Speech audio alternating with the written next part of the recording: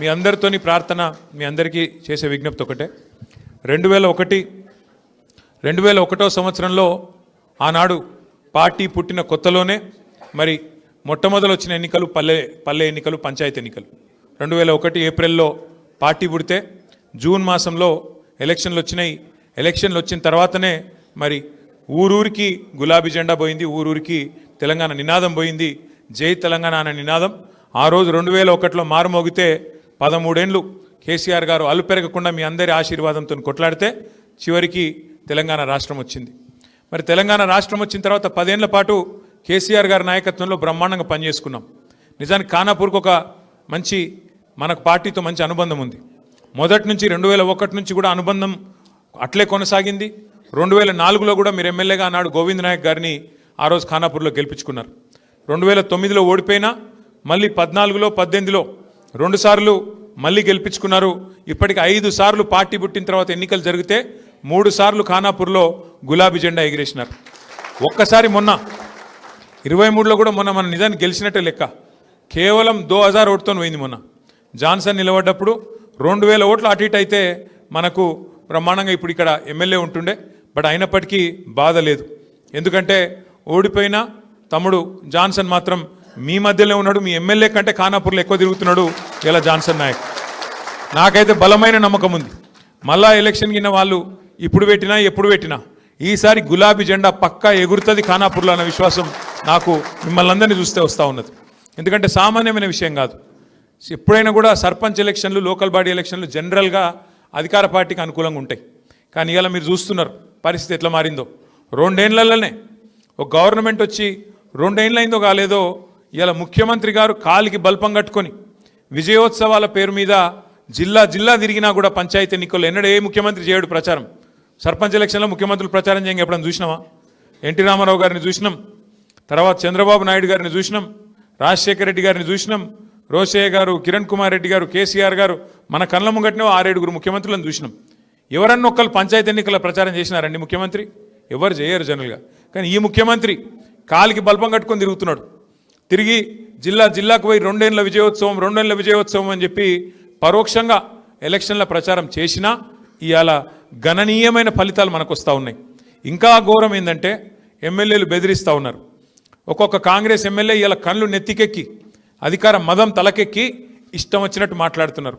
ఇప్పుడే ఇక్కడికి వస్తుంటే నేను చూసిన ఒక కాంగ్రెస్ ఎమ్మెల్యే అంటుండు, మీరు నన్ను చంపేస్తే అంటే ఎలక్షన్లో ఓడగొట్టి నన్ను చంపేస్తే నేను మిమ్మల్ని చంపేస్తా గెలిస్తే అంటున్నాడు.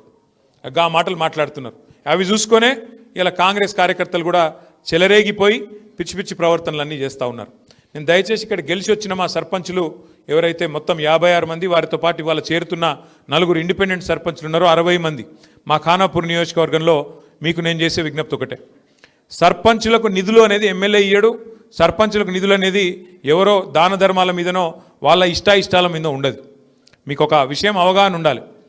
అవగాహన ఏముండాలి అంటే భారతదేశంలో మనకు 5 అంచెల్లో ప్రభుత్వాలు ఉన్నాయి, 5 స్థాయిల్లో ప్రభుత్వాలు ఉన్నాయి. ఢిల్లీలో కేంద్ర ప్రభుత్వం ఉంటుంది, హైదరాబాద్లో రాష్ట్ర ప్రభుత్వం ఉంటుంది, జిల్లా కాడికి వచ్చే వరకు మీ నిర్మల్ జిల్లాలో నిర్మల్ జిల్లా పరిషత్ ఉంటుంది, ఆదిలాబాద్ జిల్లాలో ఆదిలాబాద్ జిల్లా పరిషత్ ఉంటుంది, మంచిర్యాలలో మంచిర్యాల జిల్లా పరిషత్తు, ఆసిఫాబాద్లో ఆసిఫాబాద్ జిల్లా పరిషత్ ఉంటుంది. దాని కిందికి వస్తే మండల పరిషత్తు, ఇంకా కిందికి వస్తే గ్రామ పంచాయతీ. అంటే 5 అంచెల్లో కింద గ్రామ పంచాయతీ, మీద మండల పరిషత్తు, దాని మీద జిల్లా పరిషత్తు, దాని మీద రాష్ట్ర ప్రభుత్వం, దాని మీద కేంద్ర ప్రభుత్వం. ఇట్లా 5 అంచెల్లో ప్రభుత్వాలు ఉంటాయి. ఎట్లయితే ఒక రాష్ట్రానికి ముఖ్యమంత్రిగా ఒక వ్యక్తి ఉంటారో, ఆయనకు మంత్రిమండలి ఉంటుందో, అట్లాగే గ్రామానికి గ్రామ పంచాయతీకి సర్పంచ్ గారికి అదనంగా వార్డు మెంబర్లు, ఉప సర్పంచులు అందరూ కూడా తోడుగా ఉంటారు. అంటే ఏ స్థాయిలో ప్రభుత్వం ఆ పద్ధతిలో నడవాలన్న ఉద్దేశంతో, స్థానిక ప్రభుత్వాలు కూడా మంచిగా ఉండాలన్న ఉద్దేశంతో రాజ్యాంగంలో బాబాసాహెబ్ అంబేద్కర్ గారు రాసిన రాజ్యాంగంలో మనకు హక్కులు మనకు పొందుపరచబడి ఉన్నాయి. ఇవాళ ఎవడన్నా ఎమ్మెల్యే నేను ఇందిరమ్మ ఇల్లియా, నేను ఫలానదియా అంటే మీరు వాళ్ళకి చెప్పాల్సింది ఒకటే, నువ్వు ఇచ్చేదేమీ నీ సొత్తు కాదు, నీ అయ్య సొత్తు, నీ అత్త సొత్తు కాదు. రాజ్యాంగం, బాబాసాహెబ్ రాసిన రాజ్యాంగం ప్రకారం నా గ్రామానికి నిధులు రావాలే, ఎట్లా ఇయ్యవు నువ్వు అని నిలదీసే హక్కు మనకున్నది. ఆ విచక్షణ కూడా మనం తప్పకుండా తెచ్చుకొని మన హక్కుల కోసం మనం కొట్లాడాలా. అయితే ఇక్కడ ఎట్లుంటుందంటే రేవంత్ రెడ్డి కాంగ్రెస్ ప్రభుత్వం మరి హడావుడిగా బీసీలను మోసం చేసి 42% అని మాటలు చెప్పి దొంగ మాటలు చెప్పి ఆఖరికి ఉన్న 24ను తగ్గించి 17 చేసి ఎలక్షన్ పెట్టిండు. ఎందుకు అంటే ఒకటే కారణం, ఫైనాన్స్ కమిషన్ నుంచి జాతీయ స్థాయిలో ఫైనాన్స్ కమిషన్ ఒకటి ఉంటుంది. ఫైనాన్స్ కమిషను ప్రతి గ్రామానికి ప్రతి రాష్ట్రానికి నిధులు ఇస్తుంది. అంటే ఎంత గ్రామీణ జనాభా ఉన్నది ఆ గ్రామీణ జనాభాకు తలా ఇంత అని చెప్పి నిధులు ఇస్తారు. అట్లే పట్టణ జనాభా ఎంత ఉన్నది ఫైనాన్స్ కమిషన్ లెక్కల ప్రకారం మరి పట్టణంలో ఉండే వాళ్ళకు కౌన్సిలర్లకు చైర్మన్లకు మున్సిపాలిటీలకు అక్కడ నిధులు ఇస్తారు. అయితే ఏ నిష్పత్తిలో ఇస్తారు డబ్బులు అంటే పైనుంచి ఫైనాన్స్ కమిషన్ నుంచి ఇప్పుడు మన తెలంగాణ రాష్ట్రానికి సకాలంలో ఎన్నికలు పెట్టకపోవడం వల్ల ఒక 3,500 కోట్ల దాకా పైసలు రావాలి. ఆ 3,500 కోట్లల్లా డైరెక్ట్గా 70% సర్పంచ్ గారికే రావాలా, గ్రామ పంచాయతీకే రావాలా. ఒక 20% మండల పరిషత్ ఉంటే మండల పరిషత్కి వస్తాయి. ఒక 10% జిల్లా పరిషత్ ఉంటే జిల్లా పరిషత్కి వస్తాయి. అంటే రూపాయి స్థానిక సంస్థలకు ఢిల్లీ నుంచి విడుదలైతే 70 పైసలు సర్పంచులకు గ్రామాలకు, 20 పైసలు మండల పరిషత్కు, ఒక 10 పైసలు జిల్లా పరిషత్కు ఇవ్వాల్సి ఉంటుంది. ఇది మీ హక్కు. ఇది వాళ్ళెవరో వీళ్ళెవరో వాళ్ళ ఇష్టానికి అనుగుణంగా చేసేందుకు వీలు లేదు. అట్లాగే ఇంకొక విషయం కూడా మీరు తెలుసుకోవాలా. చాలామంది మిత్రులు అంటారు, నేను దాదాపు ఒక 1.5-2 సంవత్సరాల పాటు నేను పంచాయతీరాజ్ మంత్రిగా కూడా పనిచేసిన. ఎట్లుంటుందంటే ఊళ్ళలో కొట్లాటలు, అన్న నేను సర్పంచ్ గెలిచిన, మరి సర్పంచ్ ఏమో ఒకటే ఊళ్ళో గెలిచిండు, మరి నేను ఎంపీటీసీ గెలిచిన, ఎంపీటీసీ ఏమో 3 ఊళ్ళ మధ్యలో గెలిచిన, నేను 3 ఊళ్ళు ఓట్లు వేస్తే గెలిచిన నేను, మరి నాకు పెద్ద కుర్చీ ఉండాలి, నాకు పెద్ద పదవి ఉండాలి, నాకు సర్పంచ్కి ఏం పోటీ అని చెప్పి ఎంపీటీసీలు అడుగుతూ ఉంటారు. మీరు ఎంపీటీసీ పాత్ర జెడ్పీటీసీ పాత్ర కూడా మనం అర్థం చేసుకుంటే పంచాయతీ ఉండదు సర్పంచ్ గారితో ఉప సర్పంచ్ గారితో. ఇప్పుడు మీరు అదే ఇన్ని ఉంటారు, అది మన అడ్వర్టైజ్మెంట్ చూసే ఉంటారు మీరు. భగవంతునికి భక్తునికి అనుసంధానం ఏమిటిది? అంబికా దర్బార్ బత్తా. అగో ఎంపీటీసీ పాత్ర కూడా గదే. ఎంపీటీసీ అంటే ఆయన ఏం చేయాలంటే ఇప్పుడు నేను చెప్పినట్టు 70 పైసలు గ్రామానికి వస్తాయి ఫైనాన్స్ కమిషన్ పైసలు, 20 పైసలు మండలానికి వస్తాయి, 10 పైసలు మరి రూపాయల జిల్లా పరిషత్కి వస్తాయి 10%. మరి ఎవరు ఎక్కడ ఏం ఖర్చు పెట్టాలి? ఇప్పుడు జిల్లా పరిషత్ ఖర్చు పెట్టాలన్నా ఊళ్ళలోనే ఖర్చు పెట్టాలి, మండల పరిషత్ ఖర్చు పెట్టాలన్నా ఊళ్ళలోనే ఖర్చు పెట్టాలి, గ్రామ పంచాయతీ ఖర్చు పెట్టాలన్నా ఊళ్ళోనే ఖర్చు పెట్టాలి.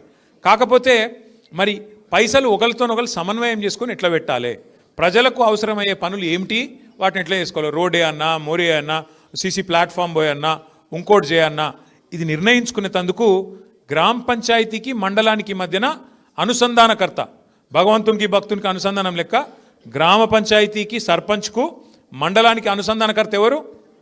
ఎంపీటీసీ గారు. అట్లాగే మండల పరిషత్కు జిల్లా పరిషత్కు అనుసంధానం ఎవరు? జెడ్పీటీసీ గారు. అందుకే పంచాయతీ వద్దు. ఎంపీటీసీ పని ఏంది? మండలికోవాలి, ఆడికెళ్ళి ఏమైనా పైసలు పట్టుకొచ్చి గ్రామ పంచాయతీలో సర్పంచ్ గారికి సన్నీళ్ళకు వేడి నీళ్ళు అన్నట్టు కలుపుకొని వాళ్ళు 70 పైసలు వీళ్ళు 10 పైసలు మొత్తం కలుపుకొని ఊరికి పనికొచ్చే పనులు చేయాలి. అంతేగాని కుర్చీల కొట్లాటలు, నువ్వు కుర్చీ చేసుకుంటావు నేను పక్కకు కూర్చుంటా, ఆ కొట్లాట పెట్టుకుంటే ఇక అది ఒడవది తెగది, మొత్తానికి ఊరాగమవుతుంది. కాబట్టి మనం హక్కులు తెలుసుకోవాలి. ముందు గ్రామ పంచాయతీలో సర్పంచ్ పాత్ర ఏంది, వార్డు సభ్యుల పాత్ర ఏంది, ఉప సర్పంచ్ గారి పాత్ర ఏంది, ఇవన్నీ కూడా తెలుసుకోవాలి. అందుకే ఏం చేద్దాం అనుకుంటున్నామంటే ఇప్పుడు 17 తారీఖు రోజు ఎలక్షన్లు రేపు అయిపోతాయి. 3 విడతల్లో ఎలక్షన్లు ఉన్నాయి, రేపు అయిపోతాయి. దీని తర్వాత తొందరలోనే మరి జిల్లా పరిషత్ ఎలక్షన్లు కూడా పెడతారని చెప్పి వార్తలు వస్తున్నాయి.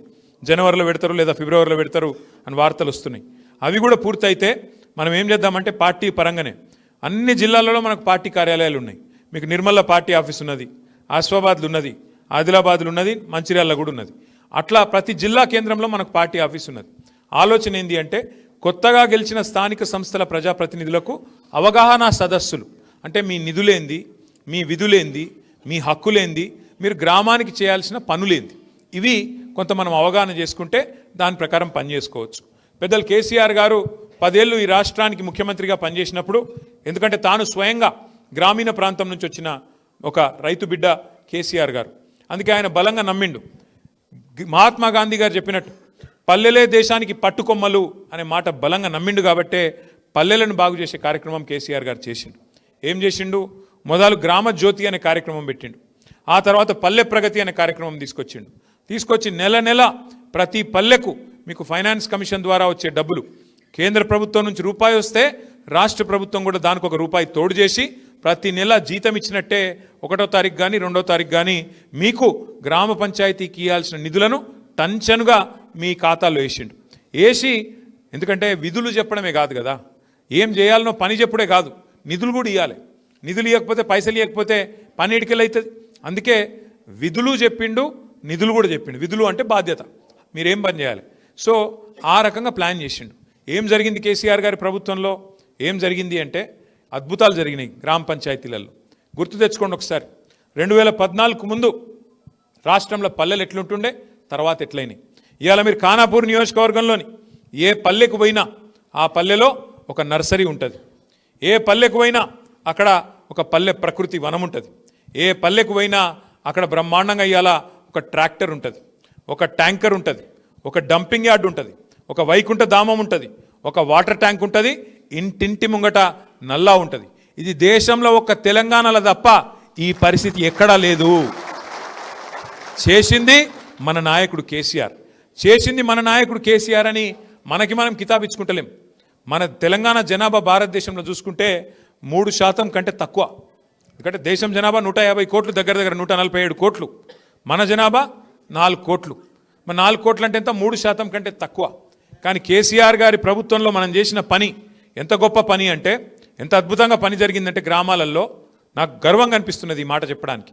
3% కంటే తక్కువ జనాభా ఉన్న తెలంగాణ ట్రాక్టర్లు, ట్యాంకర్లు, నర్సరీలు, పల్లెల్లో హరితహారం చెట్లు, డంపింగ్ యార్డ్లు, వైకుంఠ ధామాలు, పల్లె ప్రకృతి వనాలు, అట్లాగే పారిశుద్ధ్యం, ఇవన్నీ చేసుట్లా 3% కంటే తక్కువ జనాభా ఉన్న తెలంగాణ జాతీయ పంచాయతీరాజ్ అవార్డులు ప్రకటిస్తే 30% అవార్డులు గెలుచుకొని ఒక రికార్డు సృష్టించిందనే మాట నేను మీకు విజ్ఞప్తి చేస్తా ఉన్నా. కేంద్ర ప్రభుత్వం ఒక పథకం తీసుకొచ్చింది, సంసద్ ఆదర్శ గ్రామీణ యోజన అని. అంటే సాగి అంటారు దాన్ని, సంసద్ ఆదర్శ గ్రామీణ యోజన. ప్రతి పార్లమెంటులో, దేశంలో 543 పార్లమెంట్ స్థానాలుంటే ప్రతి పార్లమెంటులో ఒక ఆదర్శ గ్రామం చేయాలి అని చెప్పి వాళ్ళు ప్రయత్నం చేసిండ్రు. మనమేమో ఇక్కడ అద్భుతంగా పల్లె ప్రగతితో ముందుకు దూసుకొని పోతున్నాం. వాళ్ళు మొత్తం దేశంలో బెస్ట్ గ్రామ పంచాయతీలు 20 ఎక్కడున్నాయని లిస్టు పెట్టిండ్రు. 20 గ్రామ పంచాయతీల లిస్టు పెడితే 20కి 20 తెలంగాణ గ్రామాలే వచ్చినాయి. గది కేసీఆర్ చేసిన పని తెలంగాణలో. కానీ 2 ఏళ్ల నుంచి ఏమైతుంది తెలంగాణలో? మన ప్రభుత్వం పోయినాక అడిగినోడు లేడు, పట్టించుకున్నోడు లేడు. గ్రామాలు మళ్ళీ ఇవాళ అనాథలైనవి, పల్లెలు ఇవాళ దిక్కులేని పరిస్థితి వచ్చింది. ట్రాక్టర్ల కనీసం డీజిల్ పోయించేటోడు లేడు. కనీసం ఆ ట్రాక్టర్ ఏడ తిరగాలి, ఎటు పోవాలి, పారిశుద్ధ్యం ఏంది, ఏం వ్యవహారం చేయాలి, పట్టించుకున్నవాడు లేడు. ఎందుకంటే ఆ పరిస్థితి కాంగ్రెస్ ప్రభుత్వం మళ్ళీ తీసుకొచ్చింది. 2014 ముందు మార్పు ఆనాటి రోజులు తెస్తామన్నారు. నిజంగానే తెచ్చిర్రు ఆనాటి రోజులు. ఇదివరకు ఎట్లా దరిద్రంగా ఉండేనో పల్లెలు, మళ్ళీ దరిద్రం అంతా ఇవాళ పల్లెల్లో తాండవించేటట్టు కాంగ్రెస్ వచ్చిందంటే మళ్ళీ దరిద్రం వచ్చింది ఊళ్ళకి అన్నట్టు మొత్తం ఎక్కడికక్కడ లొల్లి బొబ్బ. అందుకే నేను అంటున్నా, విధులు తెలుసుకోవాలి, నిధులు కూడా తెలుసుకోవాలి. ఇవాళ ఒక ఎమ్మెల్యే మాట్లాడుతున్నాడు, నేను ఇందిరమ్మ ఇల్లు ఇయ్యాను. నీ అయ్యే జాగిరా, నీ అత్త సొమ్మ? ఎవడి సొమ్ము, ఎవడి పైసలతో గడుపుతున్నావు నువ్వు? ఇందిరమ్మ ఇండ్లు అంటే అవి ప్రజల పైసలతోనే కడుతున్న ఇండ్లు తప్ప మీ ఇంటెనక పొలం అమ్మి కట్టేది కాదు. కాబట్టి బరాబర్ ఊళ్ళో పేదోళ్ళు ఎవరు, ఊళ్ళో తీర్మానం చేయాల్సింది మీరు, సర్పంచులు. పేదవాళ్ళు ఎవరు, ఇల్లు లేని వాళ్ళు ఎవరు లిస్టు తయారు చేయాల్సింది మీరు. ఇందిరమ్మ కమిటీ మీద కూడా అవసరమైతే ఆజమాయిషీ చేసేది మీరు. కాబట్టి సర్పంచులు మీ హక్కులు తెలుసుకుంటే ఎవడన్నా ఎగురితే ఎమ్మెల్యేనో ఎంపీయో వాళ్ళ తాట తీసి లైన్లో పెట్టి నిజంగా న్యాయంగా పేదవాళ్ళు ఎవరైతే ఉన్నారో వాళ్ళకి ఇప్పించాల్సిన బాధ్యత మీరు తీసుకోవాలని చెప్పి నేను కోరుతా ఉన్నాను. అట్లాగే ఇంకొక 2 ఏళ్ళే కాంగ్రెస్ ప్రభుత్వం ఉండేది, ఇంకో 2.5 ఏళ్ళు అటెనక మళ్ళీ వచ్చేది మన ప్రభుత్వమే. మీకు తెలుసు, నాకు తెలుసు, రేవంత్ రెడ్డికి కూడా తెలుసు. ఎందుకంటే ప్రజలు ఎదురు చూస్తూ ఉన్నారు. ఇది ఎందుకు చెప్తున్నా మీకు ముఖ్యంగా అంటే, మీరు ఇప్పుడు గెలిచింది 5 ఏళ్ళ కోసం గెలిచినారు. ఇప్పుడు ఈ కాంగ్రెస్లో ఉండేది 2.5 ఏళ్ళే. అటెనక లాస్ట్ 2.5 ఏళ్ళు మళ్ళీ కేసీఆర్ గారి ప్రభుత్వంలో మీరు ఉంటారు. కాబట్టి నేను ఏం చెప్తున్నా అంటే, మీరు అందరూ ఊళ్ళలో మాట ఇచ్చి ఉంటారు, నేను ఇది చేస్తా అది చేస్తా అని. ఇప్పుడు కాంగ్రెస్ వాడు ఏమంటాడు, మరి ఇది చేయాలి అది చేయాలంటే నువ్వు అతను రావాలి అంటాడు. నేనేమంటున్నా, ఇవాళ కాంగ్రెస్ ఎమ్మెల్యేలే దిక్కులేక వాళ్ళే ఉత్తరాలు రాసుకుంటున్నారు, మాకు పైసలు ఇస్తలేడు ముఖ్యమంత్రి అని చెప్పి. ఒక ఆయన వరల్డ్ బ్యాంకు దరఖాస్తు పెట్టుకున్నాడు, ఇంకొక ఆయనేమో నాకు పైసలు ఇవ్వయా మహానుభావ అని చెప్పి బహిరంగ వేదికల మీద దండం పెడుతున్నాడు. కాబట్టి ఎమ్మెల్యేలకే దిక్కు లేదు, వాళ్ళు ఊర్లకేం పైసలు ఇస్తారు, వాళ్ళతో కలిసిపోతే ఏమొస్తుంది? వీళ్ళ వల్ల ఏమి కాదు. కాంగ్రెస్ ప్రభుత్వం వల్ల ఊదుగాలది పీరిలేవది. ఎందుకంటే వాళ్ళు 6 గ్యారంటీలు అన్నారు, 420 హామీలు ఇచ్చిండ్రు, ఒకటన్నా చక్కగా చేసిండ్రా? రుణమాఫీ అన్నారు, అది చారానగాలే. ఈ రుణమాఫీ సంగతి దేవుడెరుగు. యూరియాకే ఇచ్చేందుకు ముఖం లేదు వీళ్ళకు. యూరియా బస్తాల కోసము లైన్లు కట్టి ఆఖరి యుద్ధాలు చేసే పరిస్థితి వచ్చింది తెలంగాణలో. కేసీఆర్ ఉన్నప్పుడు కడుపుల సల్ల కదలకుండా ఆటోనికి పైసలు ఇస్తే వాడు ఇంటి ముంగట వచ్చి పారేసిపోతుండే యూరియా బస్తా. నేను చెప్పేది కరెక్టేనా? ఇవాళ ఏంది పరిస్థితి? ఆఖరికి యూరియా కోసం కూడా రైతులు మరి లైన్లలో నిలబడి ముష్టి యుద్ధాలు చేయాల్సిన పరిస్థితి వచ్చింది. మొన్న పోయినసారి తన్నుకున్నారు, ఈసారి కూడా అదే పరిస్థితి ఉన్నది. అందుకే ఇప్పుడు ప్రభుత్వం తెలివిగా కొత్త కథ వేసింది. ఇప్పుడు ఏంటంటే తెలుసా మీకు కొత్త స్కీము? షాపులో అమ్మాల్సిన యూరియా యాప్లో అమ్ముతారట. షాపులో అమ్మాల్సిన యూరియా యాప్లో అమ్ముతారట. అంటే ఏంది వాని బాధ? ఒకటే బాధ, ఏడ మళ్ళీ లైన్లు కనబడితే ఏడ తిడతారు, మళ్ళీ లైన్లు చెప్పులల్లో వరుస కనబడ్డాయి అనుకో మళ్ళీ ప్రభుత్వానికి తిట్లు, తల వాసిపోతుంది అని చెప్పి భయంతో ఇక యాప్ ఆన్లైను అని చెప్పి తప్పించుకునే కథలో ఇవాళ చెప్పుల జాతరలు మళ్ళీ కనబడతాయి కాబట్టి, మళ్ళీ తిట్లు పడతాయి కాబట్టి, ప్రజలు మళ్ళీ పొల్లు తిడతారు కాబట్టి భయంతో షాపులో అమ్మాల్సిన యూరియాను యాప్లో అమ్ముతా అని చెప్పి ముఖ్యమంత్రి గారు కొత్త స్కీమ్ తెచ్చిండు. 6 గ్యారెంటీలు కాకెత్తుకపోయింది, ఆఖరికి యూరియా కూడా యాప్ ఎత్తుకపోయే పరిస్థితి వచ్చింది ఇవాళ మనకు. అందుకే నేను అంటున్నా మీకు, దయచేసి ఈ ప్రభుత్వం అట్టర్ ఫ్లాప్ ప్రభుత్వం అనేది అందరికి అర్థమైపోయింది. వీళ్ళకి కనీసం ఉన్న కరెంటు చక్కగా ఇచ్చే తెలివి లేదు, ఉన్న మంచి వ్యవసాయాన్ని చెడగొడుతున్నారు.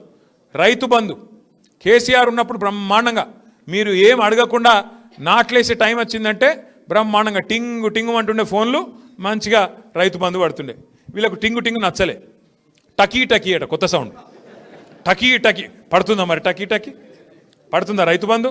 సిగ్గు లేకుండా 2 సార్లు రైతు బంధు కూడా ఎగ్గొట్టింది ఈ ప్రభుత్వం. పెద్ద మాటలు మాట్లాడిరు అపోజిషన్లు ఉన్నప్పుడు.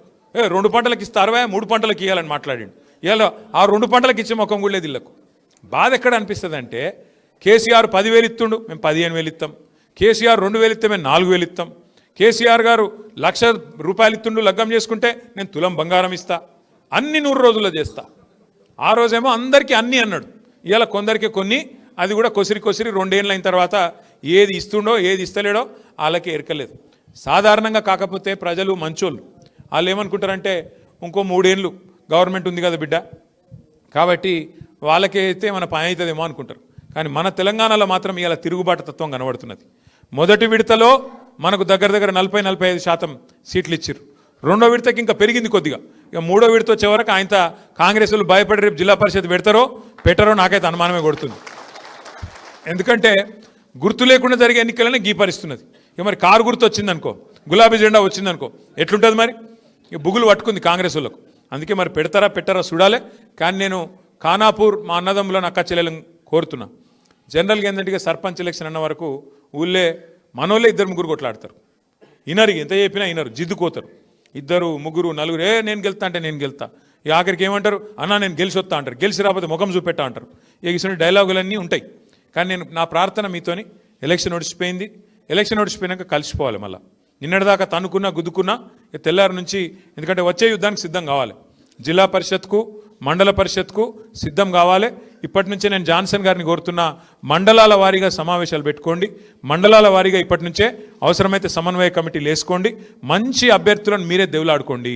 జనరల్గా ఉంటాయి ఎట్లా పంచాయతీలు ఉంటాయి, అరే నాకు కావాలంటే నాకు కావాలని. కానీ మర్చిపోకండి, 2-2.5 ఏళ్ళలో మన గవర్నమెంట్ వస్తుంది. వచ్చినాక కొంతమంది నామినేటెడ్ పొజిషన్లు తీసుకోండి. మార్కెట్ కమిటీలు ఉంటాయి, డైరెక్టర్లు ఉంటాయి, ఇతరత్ర జిల్లా స్థాయి నామినేషన్ పదవులు ఉంటాయి. ఎవరన్నా కొంత సర్దుబాటు ధోరణి అవలంబిస్తే పార్టీకి లాభం అవుతుంది. అట్లా ఇప్పుడు కొత్త కమిటీలు కూడా వేసుకోబోతా ఉన్నాం. మనం ఇప్పుడు తొందరలోనే మనం ఈ స్థానిక సంస్థల ఎన్నికలు ఇల్లులంతా అయిపోయాక మెంబర్షిప్, కొత్త జిల్లా కమిటీలు, కొత్త మండల కమిటీలు, రాష్ట్ర కమిటీ మొత్తం వేసుకోబోతా ఉన్నాం. కాబట్టి కొంతమంది పార్టీ కమిటీల దిక్కురండి, పార్టీకి పనిచేయండి. కొంతమంది ప్రజాక్షేత్రంలో కొట్లాడండి. కొంతమంది నామినేటెడ్ పదవులు తీసుకుంటాం, మాకు టైం ఉందనుకుంటోళ్ళు నామినేటెడ్ పదవి తీసుకోండి. ఆ రకంగా అందరం కలిసికట్టుగా పార్టీని కాపాడుకుంటూ ముందుకు పోదాం. కానీ ఒకటి మాత్రం నేను పక్కగా చెప్తున్నా, మీరెవ్వరు కూడా బాధపడవలసిన అవసరం లేదు. కొంత అవుతుంటాయి సంఘటనలు. ఇప్పుడు ఎల్లారెడ్డిలో ఒక సంఘటన జరిగింది, సూర్యాపేటలో ఒక సంఘటన జరిగింది, అట్లాగే ఖానాపూర్లో కూడా మొన్న ఒక సంఘటన జరిగింది. అక్కడ సోమారిపేట అనేది సోమారిపేట ఎర్రచింతల్ గ్రామ సర్పంచ్ బండారి పుష్ప గారి భర్త రవీందర్ గారు ఆయన ఆత్మహత్య చేసుకున్నాడు.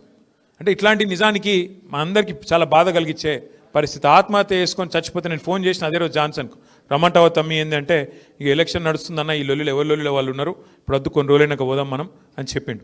నా రిక్వెస్ట్ మీతో దయచేసి ఎవరు తొందరపాటు నిర్ణయాలు తీసుకొని ఈ ఆత్మహత్యలు కొట్లాటలు ఇవి మంచిది కాదు. ఎలక్షన్ తిరిగి కొట్లాడదాం. అవతలోడు మన మీద దాడి చేస్తే మన మీదకి వస్తే అందరం కలిసికట్టుగా ఎదుర్కొందాం. వాళ్ళ దౌర్జన్యాలను తిప్పికొడదాం అంతేగాని ఈ రకంగా బేజారు కావద్దని నా రిక్వెస్ట్.